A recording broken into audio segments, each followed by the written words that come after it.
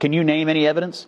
I would like to see the evidence. What I'm saying is... You think after 10 years of public life, you wouldn't know it already? No, I don't. That's exactly the point. Oh, my goodness. Scott. You ever watch a political panel and catch the exact moment someone realizes they said something they shouldn't have? That was Scott Jennings tonight on Abby Phillip's show, a moment where confidence turned into panic the second. Abby pushed back, because when she asked him for actual evidence, his whole argument started to crumble. You can see it in his face, the hesitation, the backtracking, the sudden slip that he immediately tries to walk away from. And that's what makes this clip so compelling. Jennings wasn't just debating. He was caught defending something he clearly couldn't support once the facts were on the table. It's a revealing crack in the MAGA armor. And it exposes how fragile these talking points really are when pressed with basic scrutiny. If you believe the path forward is built on truth, progress, and accountability, hit that subscribe button. Let's make this community the strongest voice for democracy online. Does appear to be getting to the president. He's taking it out on, of course, the press. Mr. President, why wait for Congress to release the Epstein files? Why not just do it now? You know, it's not the question that I mind, it's your attitude. I think you are a terrible reporter. It's very reminiscent, Scott Jennings, of a lot of other moments of pressure for this president, where when he's feeling the heat, he takes it out on the media, and especially on female reporters, as we saw there. But why is he so angry when he just said the other day he wanted to release the files? Why not just celebrate what was about to happen, what did happen today? Yeah, I think he's sick of being asked about it. I think he's sick of being accused by Democrats and a lot of people in the media of having had something to do with Epstein when he had nothing to do with Epstein. There's not a shred of evidence he ever did anything wrong. I think he's probably frustrated with some people in his own party for going along with all this. But look, they've decided to put it behind them today. Perfectly fine. We'll see what comes out in the files. I'll tell you what I think we're going to find out, though, that a heck of a lot more Democrats had more to do with Epstein than Donald Trump ever did. Do you think you said the Republicans for going along with this? In some cases, it was the Republicans' idea. Thomas Massie, Marjorie Taylor Greene. So, I mean, is it right or wrong that they decided to release the Epstein files? It seems like everybody in the Congress, except for one guy, thought it was right. Well, that guy, Clay Higgins, actually made some interesting points about sort of upending the way we normally handle files like this. But look, it's fine. Transparency is good. The victims should get whatever they want out of this because they are the victims. I do wonder, I mean, they've now held press conferences. They've spoken to Massie. They've spoken to Ro Khanna. I wonder why they don't just go ahead and tell us the names that they have, or the congressman can tell us what they have heard. But I guess we'll see what happens in the days ahead.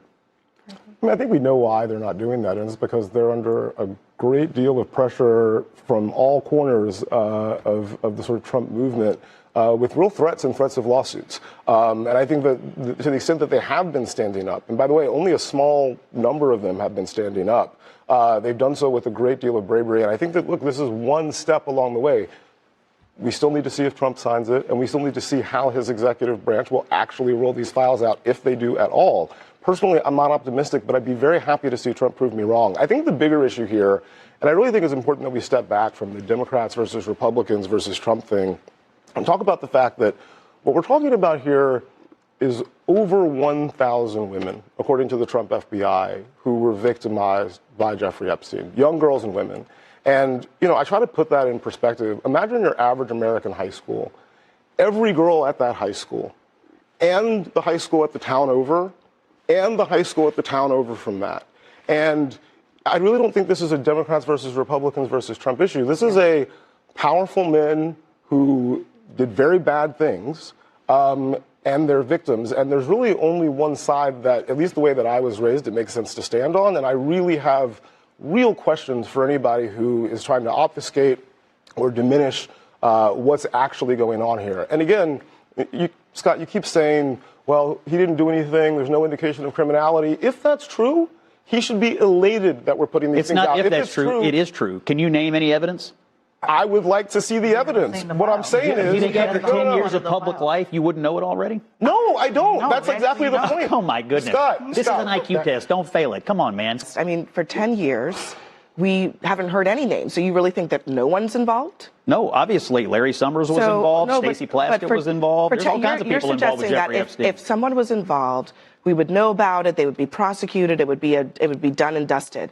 The last 10 years, no one has been prosecuted for this. Is that a sign that nothing has happened? No, absolutely not. So then why are you saying that that is the case for my question directly to him is, if you think after 10 years, 3 presidential campaigns, and Democrats unleashing holy hell on him, you wouldn't know about it? No, that's exactly what I'm saying. Biden's DOJ did everything to bankrupt Trump, to put him in jail for 4 years. Don't you think that if there was any kernel of anything that they found troubling in those documents, we would know? They did everything else they could to weaponize the DOJ. I don't believe Why, that. if they had that smoking gun, would they have not released it? Because there was outstanding appeals on Ghislaine Maxwell's case that resolved when the Supreme Court refused to hear her appeal on October 6th, 2025, which happened to be roughly 5 days after the government shut down. So, yes, the normal course of sort of DOJ operations would dictate that you would not roll out all of this information. And you can say, oh, well, they did everything they possibly could to damage Trump. That does not necessarily mean that there would be a significant break in normal DOJ operations, specifically for this case. And again, I want to come back to the fundamental issue here. We're talking about over 1,000 girls and young women victimized by Jeffrey Epstein. I don't care if it's about Trump. I don't care if it's about Larry Summers. Put it all out there and let the chips fall where they may. Because the powerful men here are the problem. But what about with this argument that the Speaker Johnson is making, that essentially the risk of this is that there will be non-credible allegations against people, and it risks creating new victims, meaning people who are maybe named but haven't actually done anything wrong, and that their names will get dragged through the mud as a result of this? Lawyer up. I mean, that's about the best I can tell you. Lawyer up. I want to put something. Yeah, Scott, lawyer up. You think innocent people should have to get lawyers? No, actually, I don't, because that's our question to you. That's the reason why I fight in civil rights, because I know plenty of innocent people get their name dragged through the mud. You say get a lawyer?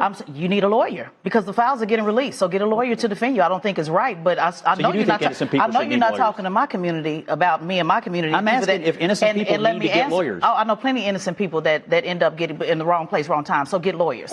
But let me, excuse me, I want to put something on the table that I thought what Representative O'Connor said today, Abby, that I found very disturbing when he was talking about this is not what our country's founded on. It actually is. There's another president by the name of Thomas Jefferson who raped 14-year-old Sally Hemings. He was 40 years old. So what we're talking about right now has been going on, not just the thousands of women you're talking about in high school, it's been going on since the beginning of time with powerful men who have taken advantage of young girls and then tried to make it be a love story. So no, I don't think innocent people should have their name disparaged. What I'm trying to tell you is the files are being released.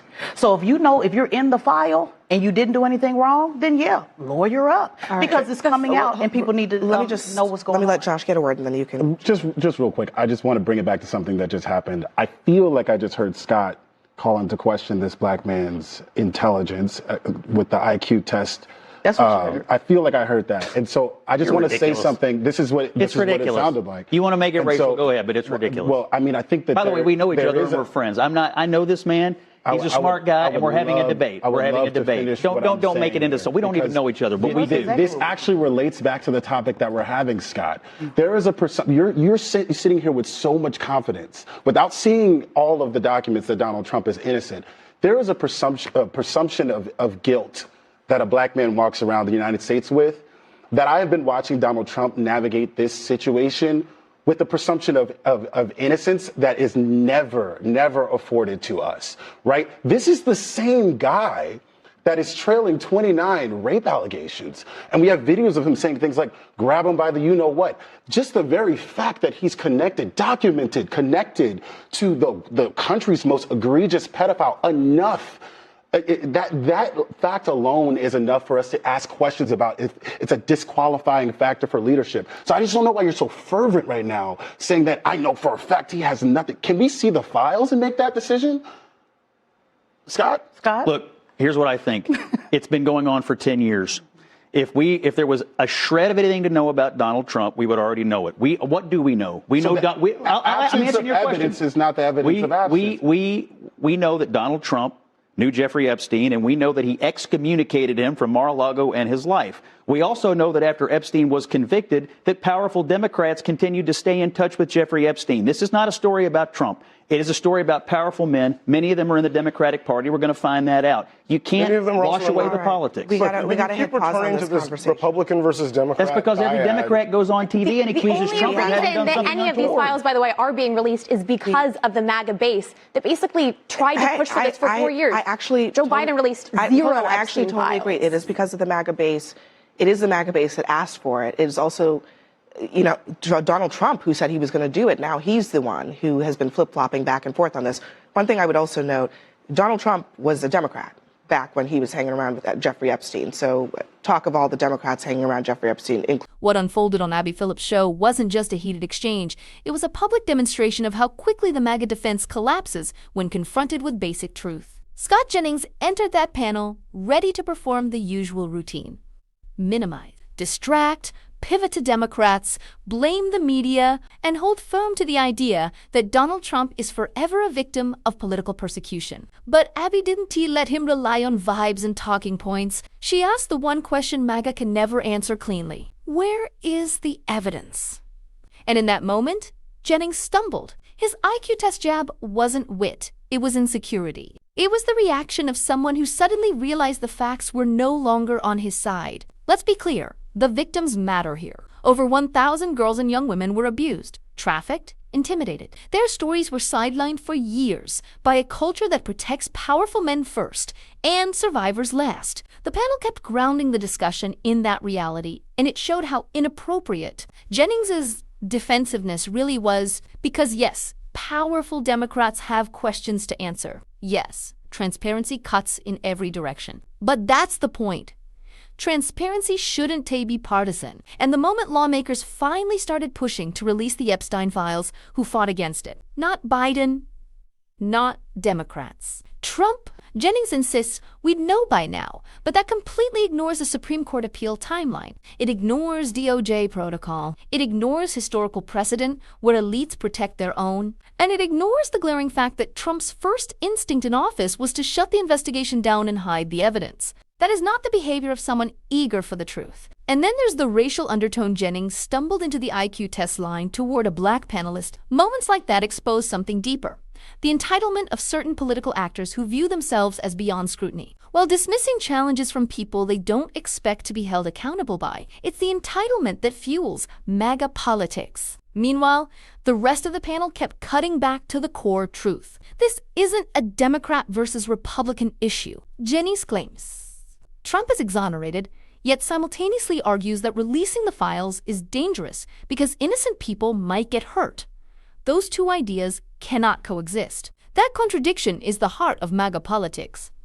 Demand innocence without transparency, and demand loyalty without accountability. And that's why this moment landed so hard. The mask slipped, the panic showed, and for a second, we saw the truth. If the evidence really cleared Trump, he'd be the first person demanding those files be opened. And that's the real story, not the spin, not the noise, but the struggle between truth and political power that defines our democracy today. If we stop paying attention, we lose more than elections. We lose the truth itself.